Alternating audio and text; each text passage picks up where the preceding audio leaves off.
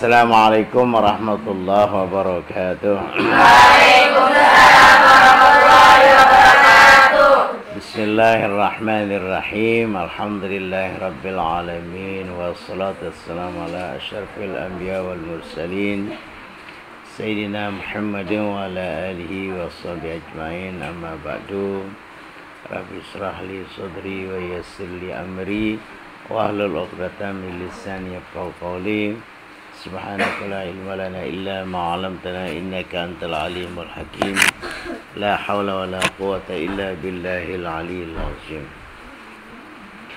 Para santriwati santriwin yang saya hormati, pertama mari kita ucapkan syukur alhamdulillah kehadrat Allah Subhanahu wa taala, di mana pada malam ini dengan berkat taufik inayahnya kita semua dianugerahi nikmat kesehatan dan kesempatan sehingga dapat melaksanakan pengajian rutin kita setiap malam Rabu yang tertunda disebabkan karena mengadakan peringatan Maulid Nabi Muhammad sallallahu alaihi wasallam.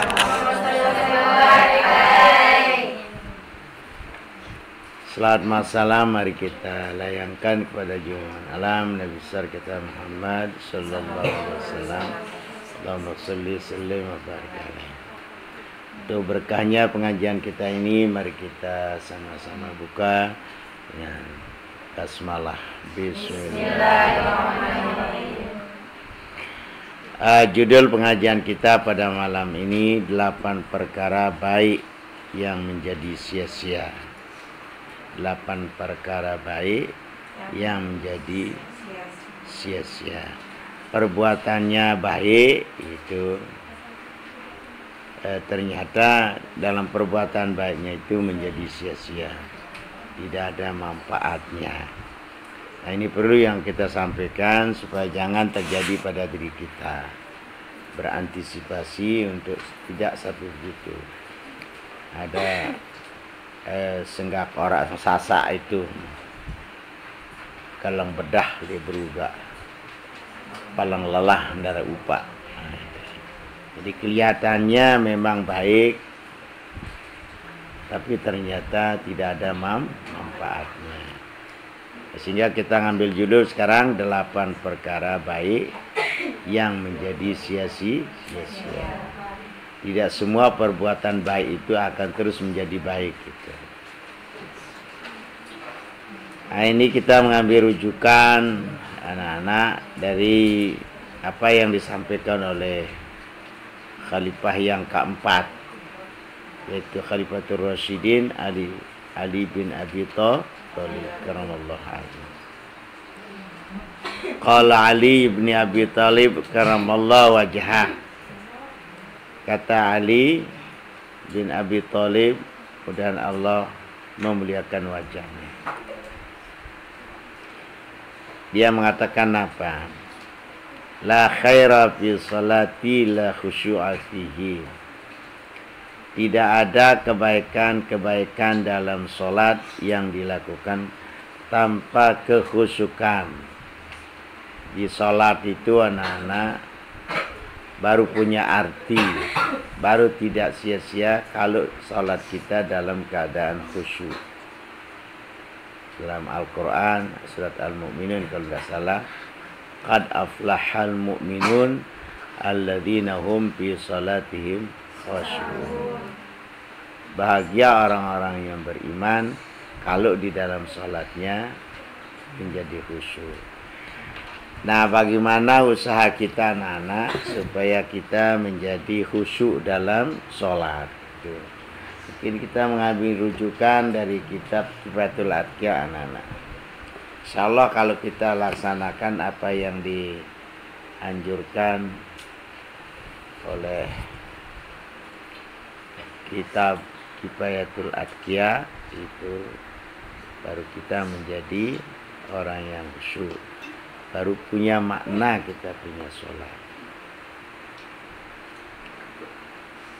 Di dalam kitab Kifayatul Atqiya ini mengatakan di situ ada ulama namanya An-Naisaburi. An-Naisaburiyu. Ini dia di dalam kitab Kiftul Aikia.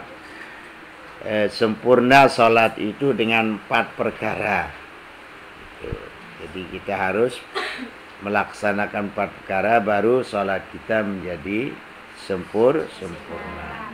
Atau tadi dikatakan khusyuk itu. Yang pertama namanya hudur pakai dhad itu. Sayyidina Ali mengatakan atau Naisaburiyu mengatakan huduru bin nafsi faman lam yahdur bin nafsi fahuwa sahun gitu. Huduru bin nafsi faman lam yahdur bin nafsi fahuwa sahun. Hudur itu dengan diri. Jadi menghadirkan dalam diri kita itu namanya hudur. Maka barang siapa tidak menghadirkan sholat dengan dirinya, maka sholatnya termasuk sholat orang yang lupa. Dan ada kalanya anak-anak kita sholat itu ndak ingat sholatnya gitu. Yang lain diingatkan itu. Misalnya waktu berdiri, waktu ruku, waktu sujud, waktu duduk, ndak diingat sholatnya. Yang diingat lain daripada sholat gitu. Nah ini disebut namanya sahun, sholat lupa. Ini yang dimaksud tadi, walaupun sholat tidak punya makna atau sia-sia. Berarti sholatnya tidak punya arti seperti orang yang tidak sholat. Inilah yang dimaksud dalam firman Allah surat Al-Ma'un. Fawailul lil musallin alladzina hum an salatihim sahun. Neraka wil bagi orang-orang yang salat yang mereka dalam salat mereka itu dalam keadaan lupa. Atau tadi disebut tidak hudur, tidak menghadirkan makna sholat pada dirinya gitu. Nah ini menjadi sia-sia. Yang kedua syuhud namanya. Jadi syuhud yang pertama pada di hudur.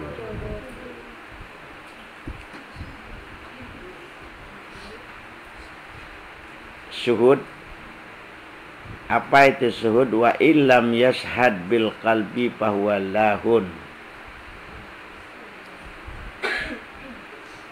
Menyaksikan, dan barang siapa tidak menyaksikan Allah atau tidak mengingat Allah dengan hatinya di dalam sholat gitu. Kemana-kemana hatinya aku takbiratul ihram, ya ingat Allah. Baca Fatihah belum setengah sudah ingat selain daripada Allah. Katanya anak-anak, misalnya kamu sholat di masjid tuh ya, ada orang lewat di lorong sana itu pakai sepeda motor, lalu dia ngebel itu. Kamu dengar enggak waktu sholat? Nah, terus hatinya kemana? Ingat enggak bel motor itu lewat? Kan? Nah, itu kan? Nah, dia enggak mengingatnya. Enggak mengingat sholatnya, enggak diingat itu. Itu enggak syuhud namanya. Tidak mengingat Allah dengan hati di dalam sholat, berarti ia telah berpaling dengan Allah. Itu. Kalau sholatnya mungkin begini bunyinya ya, ini wajahtu wajah lilladzi fataras samawati wal, kan begitu. Ku hadapkan mukaku pada pencipta langit dan bumi. Tapi hatinya lain. Lain hudur tadi. Kalau hudur itu pasti dihadirkan sholat pada dirinya.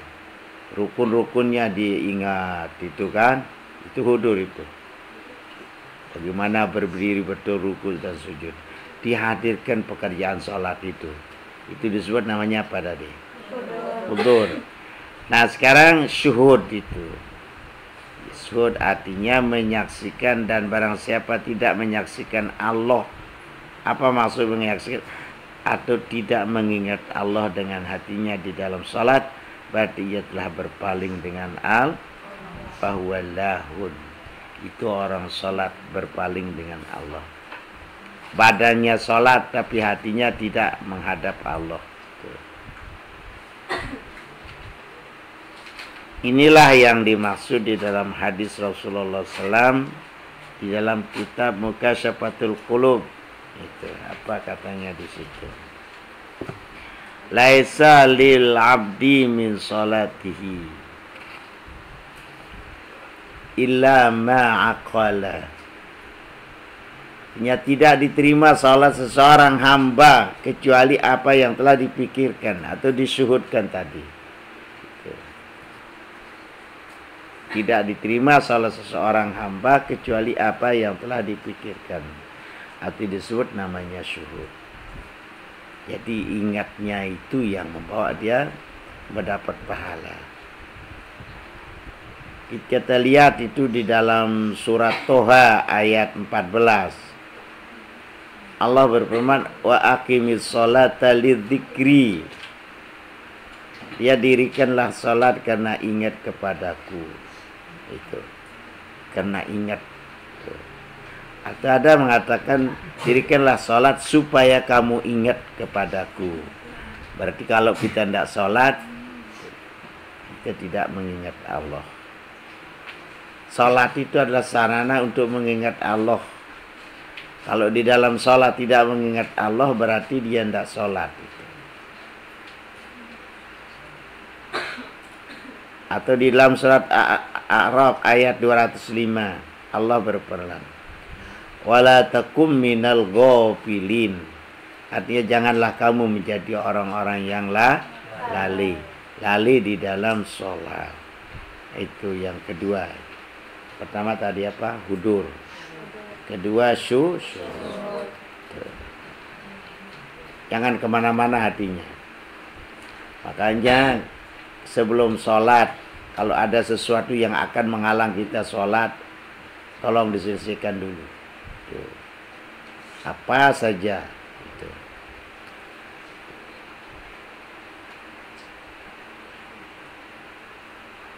Nah itu yang keberapa? Yang kedua ya.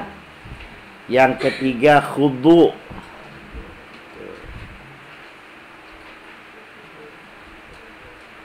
Wa man lam yakhda' bil arkani fahuwa wahun. Barang siapa tidak khudu segala anggotanya dengan segala rukun salat, berarti salatnya lemah. Misalnya berdiri tidak tegak, ruku tidak sesuai dengan syarat sah ruku, i'tidal. Yang kadang-kadang itu ada, kita lihat itu anak-anak i'tidalnya itu masih bungkuk sudah sujud dia. Ada enggak seperti itu? Nah itu kan waktu i'tidal harus berdiri betul itu. Ya Allahu liman hamidah. Kadang-kadang gitu. Di patok ayam aja. Ini namanya tidak khudu. Hudur syuhud.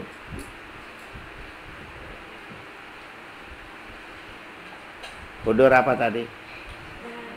Menghadirkan perbuatan sholat dengan dirinya. Yang kedua khusyuk. Apa tadi? Syuhud. Mengingat Allah di dalam sholat. Itu namanya syuhud. Yang ketiga khudu.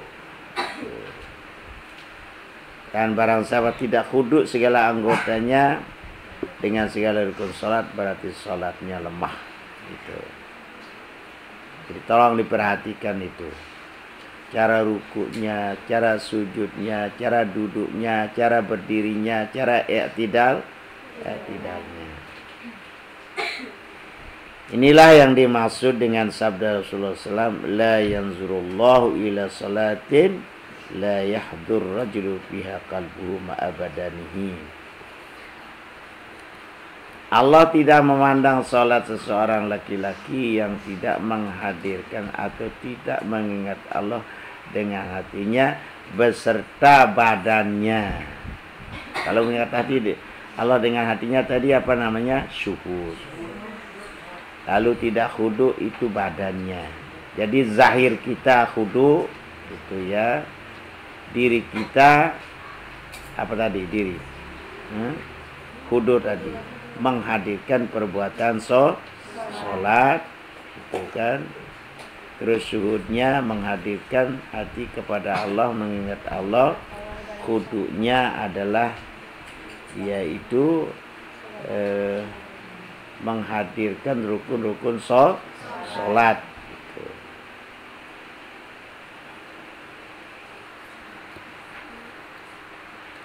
Di dalam hadis lain dikatakan, wa anil Hasani, dari Sayyidina Hasan, an-Nabi sallallahu alaihi wasallam qol, Nabi sallallahu alaihi wasallam bersabda, ala ukhbirkum bi aswa'in nasi sirkatun, qalu man huwa ya Rasulullah, qala alladhi yusariku min salatihi, qalu wa kaifa yasruku min salatihi, pertanyaan sahabat, qala la yutimmu rukahu wa la sujudahu. Dari Sayyidina Hasan bahwasanya Nabi SAW telah bersabda, ingat, maukah aku habarkan kamu sejahat-jahat orang yang mencuri. Nah itu paling jahat pencuri. Tahu nama pencuri? Apa? Maling. Paling jahat maling gitu. Siapa itu? Sahabat berkata, siapakah dia itu wahai Rasulullah? Nabi sabda Nabi ialah orang yang mencuri di dalam solatnya. Sahabat bertanya, bagaimana ia bisa mencuri dalam solat? Rasulullah menjawab, mereka yang tidak menyempurnakan rukuknya dan tidak menyempurnakan sujudnya. Rukuknya tidak sempurna, sujudnya tidak sempurna, berarti itu pencuri. Adinkan disebut dalam kitab Mukashafatul Qulub. Itu yang keberapa tadi? Pertama apa? Hudur, menghadirkan pekerjaan sholat. Kedua khudu, apa? Syuhud, mengingat Allah di dalam hati, di dalam sholat. Ketiga khudu. Apa itu khudu? Ya yang apa namanya, orang yang melaksanakan rukun sholat dengan sebaik-baiknya. Nah sekarang yang keempat khusyuk. Tadi sudah dikatakan kalau sholat itu ya la khaira fi sholatin la khusyu'a fi. Tidak ada kebaikan di dalam sholat yang dilakukan tanpa kekhusyukan. Apa itu khusyuk? Wa man lam yakhsha bisirri fa huwa madahun. Artinya khusyuk, barang siapa tidak khusyuk dengan sirnya, berarti salatnya hanya lewat. Sir itu artinya batin, di dalam badi kita disebut namanya sir. Tidak khusyuk sirnya. Di dalam sebuah hadis Rasulullah SAW bersabda, wara'an Nabi sallallahu alaihi wasallam rajulan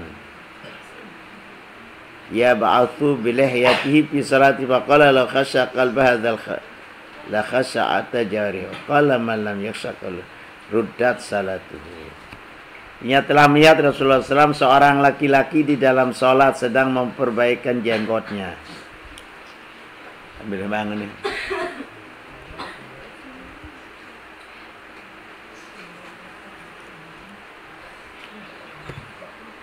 Sambil sembahyang. Ada jangan no. Diri keren.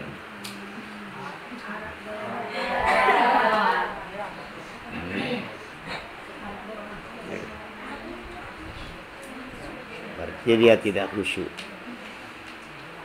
Lain ngawak-ngawak. Wah, dia jengker. Wah. Ada yang begitu? Nah, gitu.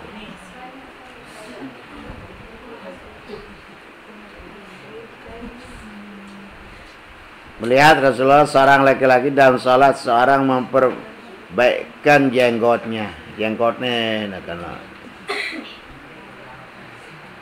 lalu Rasulullah SAW bersabda, kalau khusyuk hatinya, nasya khusyuklah badannya. Itu menandakan hatinya tidak khusyuk, maka badannya tidak khusyuk.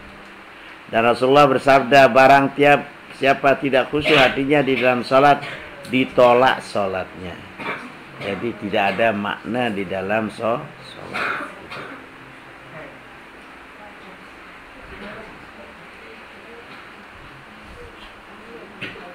Wa syartu qulubus salatil khusyuk wa taqwa. Disyaratkan diterima salat ialah khusyuk dan takwa. Itu sudah saya bacakan surah Al-Mu'min ayat 1 sampai 2. Qad aflahal mu'minun alladzina hum fi salatihim khusyu'un. Sungguhnya bahwa bahagialah orang-orang mukmin, mereka itu yang ada di dalam salatnya dalam khusyuk. Dalam surat Al-Maidah ayat 27 Allah berfirman, innama yataqabbalullahu minal muttaqin. Artinya hanya saja Allah menerima ibadah orang yang takwa. Nah, ini mengenai tentang khusyuk di dalam sholat. Kita lanjutkan yang ketiga. Kedua ya. Yang kedua, Sinali bilang, wala khaira fi saumin illa imtina'a fihi 'anil lagwi. Tidak ada kebaikan di dalam puasa tanpa mencegah hal-hal yang sia-sia. Puasa Senin Kamis, tapi perbuatan sia-sia tidak ditinggalkan. Itu tidak ada maknanya. Berkata sia-sia, berbuat sesuatu yang sia-sia. Tahu nama sia-sia? Tidak ada manfaatnya di dunia, tidak ada manfaatnya di akhirat. Kalau ditinggalkan itu, apalagi barang haram, sia-sia aja kita tinggal kerjakan, maka tidak berpahala puasa kita. Puasa menjadi lagwi, menjadi laku. Menjaga hal-hal yang sia-sia. Itu yang kedua. Kemudian yang ketiga, wala khaira fi qiraati la tadabbura fiha.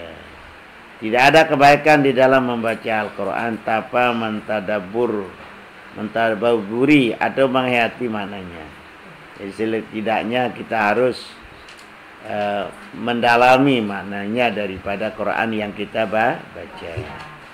Gitu. Misalnya surat Al-Fatihah. Kira-kira ada yang bisa membaca surat Fatihah dengan artinya? Coba angkat tangan. Siapa coba? Dengar. Tadabbur Al-Quran. Ada yang bisa, silakan.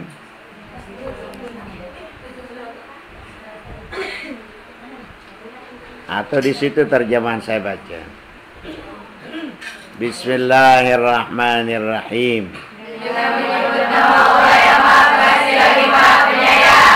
Alhamdulillahi Rabbil Alamin.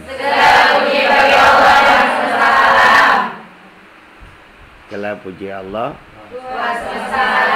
Tuhan seluruh sekalian Allah. Ar-Rahmanir-Rahim. Iyyaka na'budu wa iyyaka nasta'in. Iyyaka na'budu wa iyyaka nasta'in.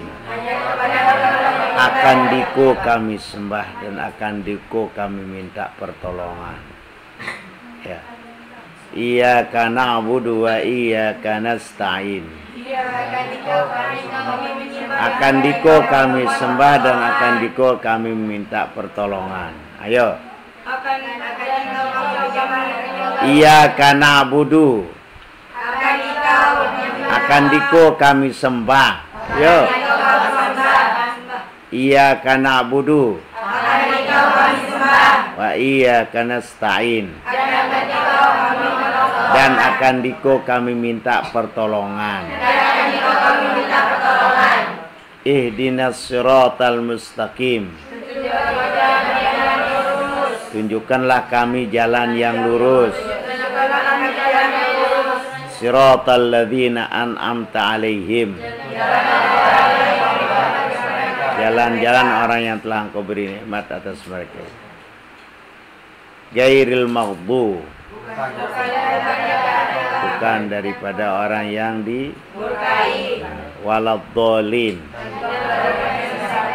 Maghdub itu Nasrara. Dolin itu Yahudi.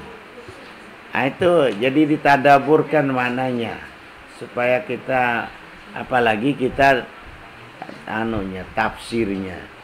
Tuh. Apa yang kamu baca? Yang ada sekarang Quran terjemahan ya. Perkata ada maknanya itu. Kalau bisa dipunyai itu bagus. Itu ada juga tajwidnya, ada juga kaidah nahunya di situ. Tadabbur.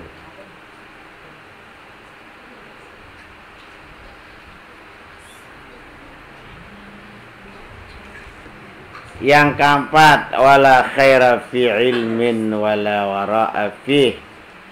Tidak ada kebaikan dalam ilmu tanpa dibarengi dengan sifat wara. Wala khaira fi ilmin la wara'a fihi. Tidak ada kebaikan di dalam ilmu tanpa dibarengi dengan sifat wara. Wara itu artinya menjaga diri. Ada tiga macam wara itu. Ada wara awam, ada wara khawas, ada wara khawasul awas.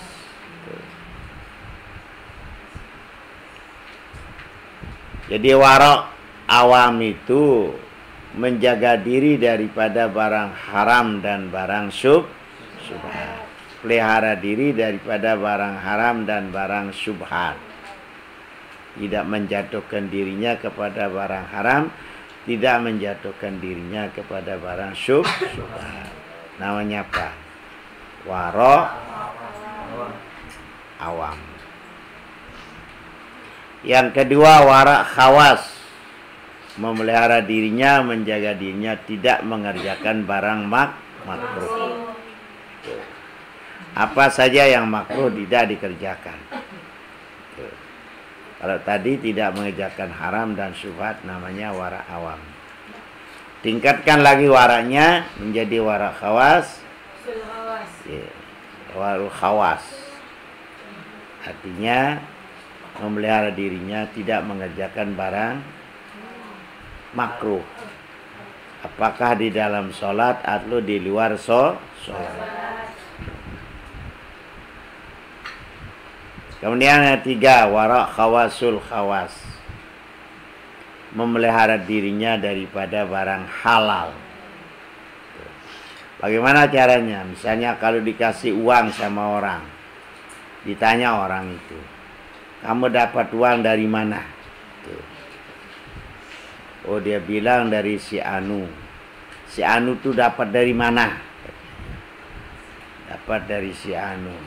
Si Anu itu dari mana? Sampai jelas halalnya baru dia ambil, baru dia makan. Ini wara apa namanya?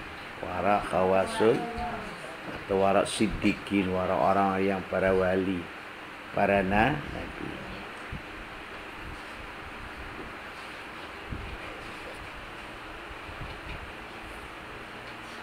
Jangan sembarang makan apa, belum urus sudah makanan. Apalagi memetik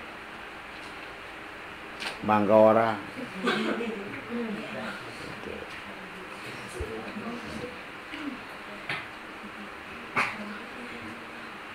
Dia bukan punya tapi diambil.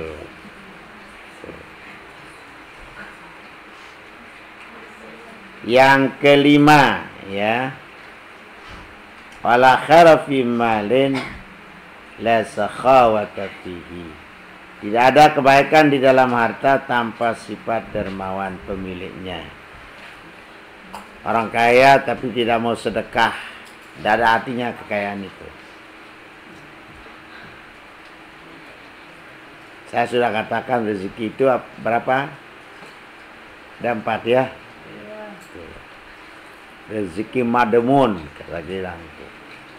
Rezeki yang ditanggung oleh Allah. Misalnya apa itu? Matahari, air, angin, udara, gratis dari Allah, tidak ada yang bayar. Ada yang bayar angin itu, untuk napasnya. Dan juga mengatakan rezeki madmun itu adalah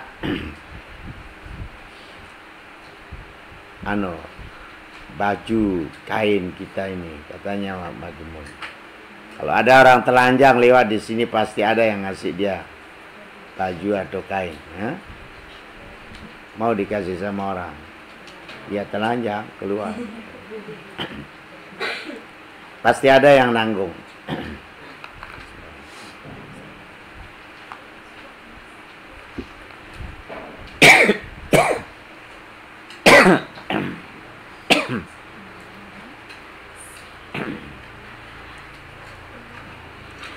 Yang kedua, rezeki mau'ud.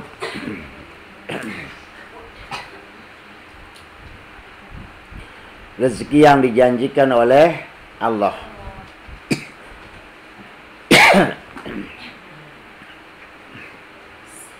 Siapa itu? Wa may yattaqillaha yaj'al lahu makhrajan wa yarzuqhu min haitsu la yahtasib. Barang siapa takwa kepada Allah, may yattaqillaha yaj'al lahu makhrajan, akan dijadikan dia tempat keluar. Wa yarzuqhu min haitsu la yahtasib, dan akan diberikan rezeki dari tidak disangka-sangka. Nah, ini kamu kena anak-anak takwa semua itu pengantarnya datang terus ya. Sering dibawakan makanan sama orang tua. Pernah minta? Tidak minta kan? Itu buktinya. Rezekinya apa namanya? Rezeki mau'ud. Rezeki yang dijanjikan. Ada namanya rezeki maksum. Rezeki maksum itu rezeki yang dibagi-bagi oleh Allah, tidak sama. Ada yang kaya, ada yang miskin, ada yang sedang-sedang. Berbeda-beda. Ada yang rumahnya reot, ada yang rumahnya seni permanen, ada yang permanen. Itu maksum. Ada yang pakai sepeda motor mereknya Scoopy. Ada yang mereknya apa lagi? Vario. Ada yang mereknya Beat. Ya. Ada yang mereknya pakai mobil Avanza. Apalagi? Ah, itu maksum anak-anak, tidak bisa sama. Ya. Tidak perlu disyukuri itu. Ada yang kaya, ada yang miskin. Perbedaan itulah tempat rahmat Allah turun. Kasih sayang Allah sama kita. Karena kita berbeda kekayaan kita ini, sehingga dunia ini menjadi ramai. Kalau semua saja jadi pedagang, kira-kira laku apa enggak? Kalau semua pengangguran, apa mau dibeli? Nah, jadi ramenya dunia ini karena tadi berbeda itu. Berbeda ekonomi. Berbeda bentuk fisik ya. Berbeda bahasa. Berbeda kelamin. Kalau semua laki-laki, saya kira tidak bisa berkembang biak ya. Hah? Kalau semua perempuan, tidak bisa juga melahirkan kan? Itu. Jadi kita berbeda itu di situ tempat maksumnya. Sudah dibagi sama Allah. Populasinya perempuan lebih tinggi daripada laki-laki kan? Ya. Mana lebih banyak perempuan dengan laki-laki? Makanya disuruh dia kawin 4.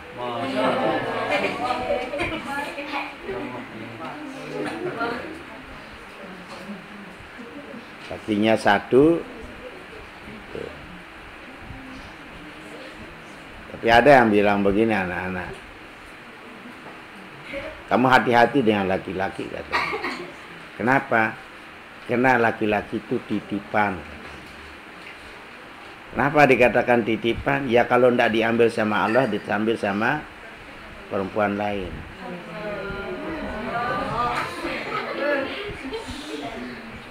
Betul apa betul? Betul.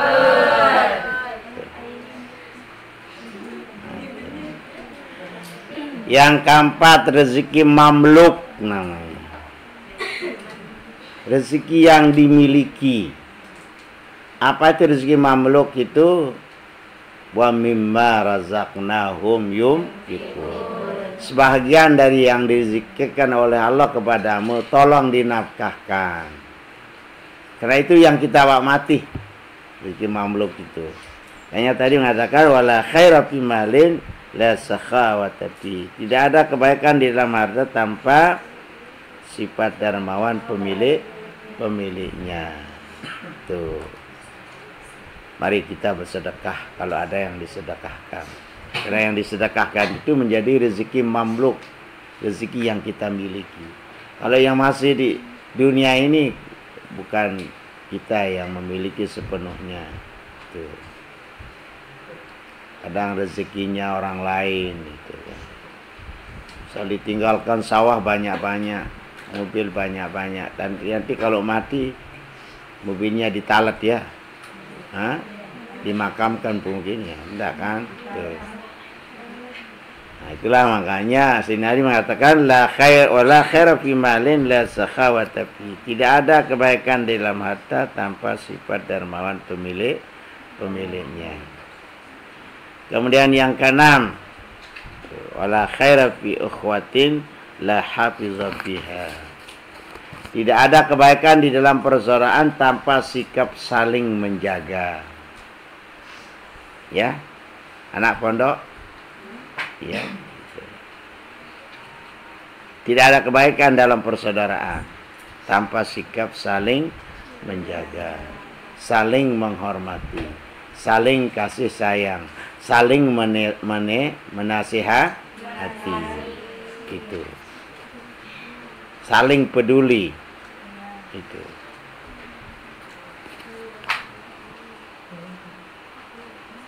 Ukhwah fillah, persaudaraan di dalam Allah. Nah, ini misalnya kamu sekarang mondok asalnya macam-macam kan? Ya, macam-macam. Kalau hadroh, misalnya kalau hadrah, satu mukul gini, satu mukul gini, satu. Beda enggak pukulan cara memukulnya? Satu. Beda. Akhir suaranya bagus apa enggak? Coba sama semuanya. Pung, pung, pung, pung. Jadi perbedaan itu menjadi satu. Maka indah dia. Menjadi indah. Bahasa macam-macam. Tukar bahasa aja bisa kan? Misal kawan dari Bima, dari Sumbawa, pasti dia jangan dikasih tipuan sama kawannya. Tuh, ya. Jadi harus mengerti anak-anak. Gitu. apa maksudnya itu kan, kalau mengatakan begini bahasanya apa maksudnya. Kebetulan dulu anak-anak ada tamu dari luar daerah itu kan, datang sama suatu daerah, tapi bahasanya tidak sama. Terus orang yang didatang ini tidak bisa bahasa Indonesia, bisa tapi kadang-kadang bahasa Sasak dicampur dengan bahasa Indonesia. Dia bilang tamunya makan, "Pak, ini jangan dimakan, ini jangan dimakan, ini jangan dimakan." Si tamunya bilang apa? "Ya kamu, aku mau makan apa sekarang ini? Ini jangan dimakan, ini jangan dimakan." Kebetulan di situ ada ayam, ada daging sapi, ada bebalong. Itu dia bilang, "Ini jangan dimakan, ini jangan dimakan." Dia tahu bukan jangan itu kan artinya bahasa Sasak itu daging kan. Dia dikiranya dilarang dia memakannya, makanya tidak makan dia. Ini jangan dimakan, ini jangan dimakan, ini jangan dimakan. Akhirnya yang dimakan cuma nasi saja. Gitu. Dan dianggap jangan itu adalah larangan. Padahal dia diberitahu ini daging makan, ini daging makan itu, tapi dia tidak tahu, dia bisa dia daging itu, kata daging itu nggak bisa, coba dia bisa jangan bahasa Sasak. Ini jangan dimakan, ini jangan dimakan, akhirnya tidak dimakannya.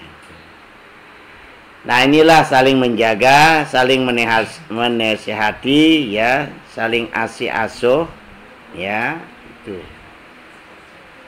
Ini kamu dipersaudarakan. Bahkan dulu di zaman Rasul itu antara orang Ansor dengan orang Muhajirin dipersaudarakan itu oleh Rasulullah. Ada satu sahabat Ansor, ada satu sahabat daripada Muhajirin, dipersaudarakan dia. Lalu ada hartanya itu dibagikan, karena sudah dipersaudarakan sama, tidak ada bedanya seperti orang lain gitu. Tapi bahkan dia bilang begini itu sahabat itu, "Saya punya istri 4 itu," katanya. "Pilih aja mana maunya," katanya. Sampai istrinya mau dibagi gitu. Nah, maksud Bapak apa? Ya kalau kamu ini sama istri saya cari dia supaya dia kawin dengan kamu, katanya. Karena anaknya itu, ikatan persaudaraannya itu luar biasa itu. Ada enggak seperti di sini? Hah? Tuh. Bagi-bagi istri. Tuh. Sampai istrinya ditawarkan untuk diambil. Gitu. Ini bukan saudara sekandung, tapi dipersaudarakan. Jadi kamu nanti kalau meninggalkan pondok itu misalnya, teman-teman pondokmu jangan dilupakan. Itu makanya kita mewadakan namanya Rioni gitu. Apalagi ada temanmu dari Sembawa, Bima, bahkan ada dari Jawa ya. Jawa itu. Pulau Lombok dari utara sampai selatan kan ada di sini. Dari barat sampai ke timur ada. Nah, dari Sabang sampai Merauke. Nah, itu. Kemudian yang ketujuh ya. Ketujuh tadi berapa ya? Keenam. Wala khaira fi ni'matin la baqa'a fiha. Tidak ada kebaikan di dalam suatu kenikmatan yang tidak langgeng. Ya. Kalau kita menerima nikmat supaya nikmat itu langgeng. Bagaimana caranya supaya nikmat langgeng sama kita? La in syakartum la azidannakum wa la in kafartum inna adzabi lasyadid. Yang namanya bersyukur itu susah anak-anak. Bahkan Al-Qur'an mengatakan wa qalilum minas min ibadiyas syakur. Sedikit sekali hambaku yang berterima kasih. Banyak orang-orang yang tidak berterima kasih. Kadang-kadang itu seorang istri susah terima kasih sama suaminya. dikasih uang kurang, cemberut ya kan. Ya kadang-kadang ada seorang perempuan itu matre ya. Ada seorang laki-laki mau cium istrinya, disepak dia. Begitu dikeluarkan uang itu langsung dipeluk. Tapi suaminya yang nyepak lagi. Gitu kan, gitu. Itu namanya perempuan tidak kasih sayang kepada suami. Itu namanya perempuan apa namanya? Matre ya. Nah, karena awalnya tadi jam berapa sudah nih? Jam 11. Jam 11. Jadi ada 1 jam. Lagi 1 saja. Wala khaira fi du'ai la ikhlasa fihi. Tidak ada kebaikan di dalam doa yang tidak disertai dengan keikhlasan atau tidak didasari dengan keikhlasan. Jadi kalau berdoa, terus saja berdoa anak-anak itu. Mungkin sekarang tidak dikabulkan besok, atau besok, lusa, dan setahun dan seterusnya. Jangan lupa berdoa. Mungkin kita menganggap dia tidak akan diterima oleh. Yakinilah bahwa itu doa kita akan diterima oleh Allah. Tapi jangan putus asa. Terus berdoa setiap malam. Tapi harus dimengerti apa yang dia minta gitu. Ya. Sesuaikan apa yang diminta dengan apa yang kita butuhkan. Kalau nuntut ilmu apa yang diminta? Ilmu. Rabbi zidni ilman. Wahai Tuhanku, tambahkanlah ilmuku. Begitu. Jadi sesuai dengan apa yang kita perbuat. Gitu. Dan nuntut ilmu, doa Rabbi zidni ilma. Cocok enggak? Hah? Dia tidak pernah nuntut ilmu, tapi yang dia minta nuntut ilmu. Ilmu yang diminta. Atau orang tidak petani, doa supaya pertaniannya bagus.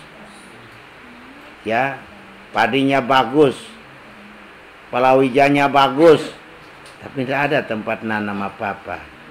Cocok enggak doanya? Tidak cocok itu. Nah itu. Yang sesuai, jangan hal-hal yang aneh-aneh. Tak boleh.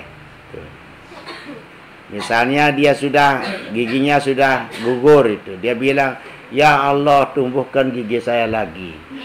Kan tidak pas. Kecuali kalau dia pasang gigi palsu gitu. Tidak bisa, gigi yang sudah tanggal tidak bisa kan lagi. Atau dia bilang apa? Sudah kawin. Ya Allah mudah-mudahan saya jadi perawan lagi. Mana bisa itu. Itu. Tidak bisa. Ya Allah kembalikanlah muda saya seperti masih dalam keadaan gadis. Wah tidak bisa. Kita kan bahru kan? Kita kan bahru. Yang namanya bahru pasti berubah. Sini-sini pakai cermin gitu. Tuh kan? Supaya jangan rasakan mudah aja gitu. Padahal kulitnya sudah mulai keriput. Ya. Sangkepnya kendur. Matanya kabur. Giginya gugur, ya, makanannya bubur, tinggal masuk kubur. Nah, itu. Ya.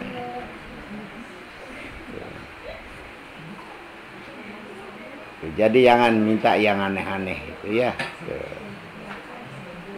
Yang biasa-biasa saja. Apa yang kita profesi kita itu yang kita mohonkan kepada Allah. Ngeluhnya hanya kepada Allah, tidak boleh ngeluh kepada selain Allah. Melalui ibadah, kita sholat hajat, kita sholat tahajud, kita sholat tasbih dan sebagainya Tuh. Nah, itu anak-anak, ini yang dapat saya sampaikan. هدانا الله إلى سبيل الهدى والموافق إلى الطريق. والسلام عليكم ورحمة الله وبركاته.